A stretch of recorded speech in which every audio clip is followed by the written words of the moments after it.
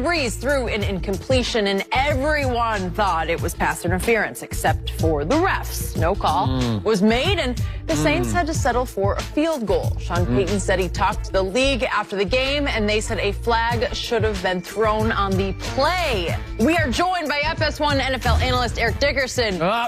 He was in New Orleans for the game. The ambassador is in town. Yeah, he is. I'm back. Do you have no shame? I have no shame. See what you created? Yeah, See what you created? You created this month. Yeah. Matter of fact, Minnie ED told me he would love to be here, but he had to stay in New Orleans and party. Celebrate? He had to party just a little. I hope he's not in jail this No, morning. he's probably not in jail this morning. But let me take my hat off. We want to see the full you.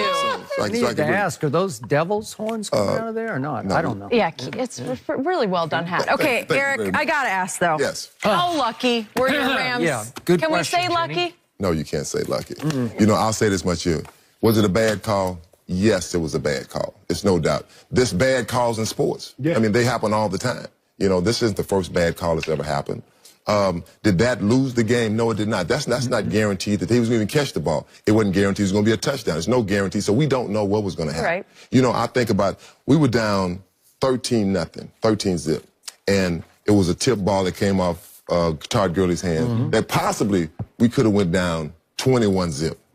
That would have been pretty bad. But I have to give the Rams credit. They stuck in there, held in there, the defense held. You know, when I think about really a bad play that say lost that football game, if you want to, you never point fingers because why? This is a football team. Everybody wins and loses together. But when Sean Payton and the New Orleans Saints got down by the goal line with, I think it was like 1:50-something seconds left, and he tried to throw the ball to Michael Thomas. That was a bad call. I'm like, oh, perfect. Yes. Right. Throw the ball. Why you stop the clock? Right. Run the ball twice. To me, I think that was kind of vintage, the arrogance of Sean Payton. I would agree. And so we're going to... By the way, I think he told Drew Brees, if it's not there, just throw it in the dirt, because I think it was a safe pass. I think he was just being careful, because you don't want to throw it to the Rams. But why would you... I don't know. I don't know, because it's Sean Payton trying to say, look at me. I think one of the big plays in that game, too, was also the fake punt. Now, you know that was coming. You know that was coming. And that gave us 3 points. But I think one of the big things is when we went in at halftime, 13-10. That was a win for us. I'm like, 13-10. Couldn't play any worse. Couldn't play any worse. Can't hear. When I say you can't hear, you can't hear. The offensive linemen were literally passing the signals down, talking to each other because you can't hear. Were you on the sideline or up? I was on the sidelines, and I went up top because it was very loud, I got to say. That loud. You know, they have, you can't hear in that stadium. But, you know, was it a bad call? I'll go back to that. Yes, it was a bad. Were we lucky? No, we're not. That team never ever gave up. I told you we are a good football. Nobody gives the Rams credit. At one point, we were 13-3. You know, the Rams are so flashy. They Hollywood. We live in Hollywood. Yeah. This is Los Angeles. How are we supposed to be? Like America? Hey, that's what we are. You know, this is a great football team with a bunch of great guys. And I got to say, you know, they say you got away with one. Pretty much every team gets away with one. But that was a big call. But, you know, all I say is this here, we won the game. Whew. You know what? You look at this game.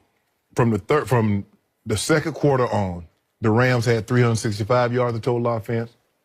The Saints had 166, so almost outgained them by 200 yards, Skip. And I agree with ED. Saints had the ball 5 times in the red zone. They get 2 touchdowns. You got to cash those in. Drive the nail in the coffin, because the Rams were able to weather the storm early. And that's what you have to do. You go on the road, the crowd's going to be in a frenzy. You know, I'm a firm believer in this. I don't believe you can win the game in the first quarter, but you can lose it. You go down 21-0. You go down 24-0 in the fourth quarter. That's over. But they kept the game close. 13-0 ain't that bad. Now we're 13-3, 13-10. We go at halftime. We 13-10. Hold on, guys. We can't play any worse than what we played. They only got a 3-point lead. And we get the ball coming out at the half. We got to feel real good with where we are. Drew Brees didn't play well yesterday, Skip. They didn't run the football. Because normally when they can run the football, now they can play action. Now that deep over route that they throw to Michael Thomas is normally there. It wasn't there yesterday. People don't realize how big an addition Aqib Talib is, because he allows them to do a lot of different things. Because now Peters gets to play his normal position, gets to play on the other side. And Talib, Aqib is going to go out there and he's going to match up against your best guy. put hands on him and be physical. That's what they do. Aaron Donald, they doubled him. But Ndamukong Suh was a monster yesterday, and that's what they needed. They did a great job. Look, yeah, it was a call. Yes, it was blatant. It was obvious. It wasn't bang-bang. I didn't think it was a bang-bang play, and I saw it in real time. Now, I didn't notice the helmet skipped until they went back. I was like, but that's P.I. That's blatant P.I. But they also grabbed Jared Goff's face mask on the scramble. They didn't call that. It happened. Plays happen. You got to play through all that. Give the Rams credit. Because no one really thought that. You and I did. Because we picked the safe. Skip and I picked Skip kind of sit on the. He played both sides. He's a double agent. He's like Don King. Yeah, he's a double. He said, well, you know, I think the Rams. Well, we stuck with it. He's like, I'm I pick. Who did you pick? Pick the Saints. I know. I picked the Saints before the year started. Yeah, but you said, I'm not feeling good about this. I saw you. Well, how could you? I'm not feeling good about this. I wasn't feeling good either. I went with my team the whole way. We're going to win. I went with my team the whole way. The Cowboys? And by the way, it is now my turn, and I hate to inform you this, but you are now supporting a counterfeit Super Bowl team. A fraudulent Super Bowl team. A team that does not belong in the Super Bowl is your Los Angeles Rams. That was simply the worst blown call in sports history. I don't know a worse one in the National Football League annals, and I can't think of a really worse one in sports. You brought up the World Series Paul Dinkinger at first base. This is one step from the Super Bowl. And I don't disagree with all the points you made about all the good things, maybe great things, your Rams did. But at that point, it's only 1:48 left. And at that point, it is blatant, clear pass interference or helmet to helmet or all of the above. It should have been a 30-yard penalty, right? Walk him into the end zone. You want to walk him into the end zone. Give him a touchdown. Because even Nickel Roby Coleman said after the game, I did it. I did it. And we got away with it.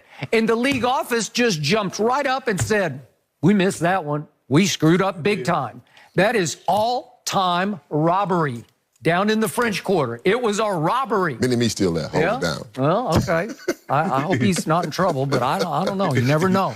But to me, it boils down to it's going to be first and goal at the 5-ish somewhere with 1:48 left.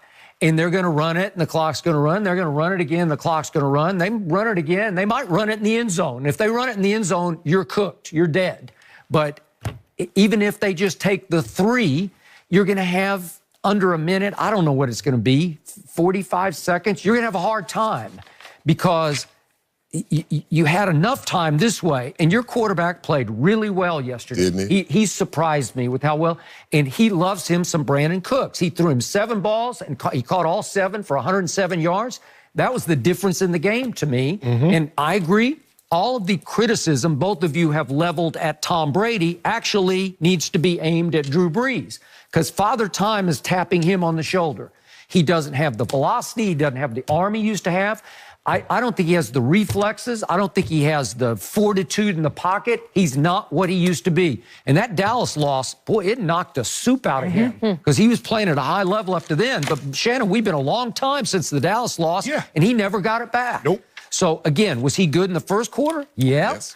Did your coach or your special teams coach make a crucial, gutsy call to save? It's a game saver to me, the fake punt. Bones is unbelievable. He's unbelievable. John Fossil. Yeah, actually, he was the ball boy. His dad used to be the offensive coordinator in Denver. He was the ball boy for us. So I remember when he was a little kid. But he's unbelievable at what he does. But they still haven't found the answer for Brandon Cooks yet. Skip, he went for $114 the first time and a touchdown. He goes for $107 this time. So they still haven't found an answer for him. But give Wade Phillips credit because he shut off their run. He took him completely out of their run. For 2/3 of the year, they were one of the top rushing teams. Then Dallas knocked the soup out of that. And then all of a sudden yesterday, they go 21 rushes for 48 yards. That's 2.3 a try. And it forced the ball 41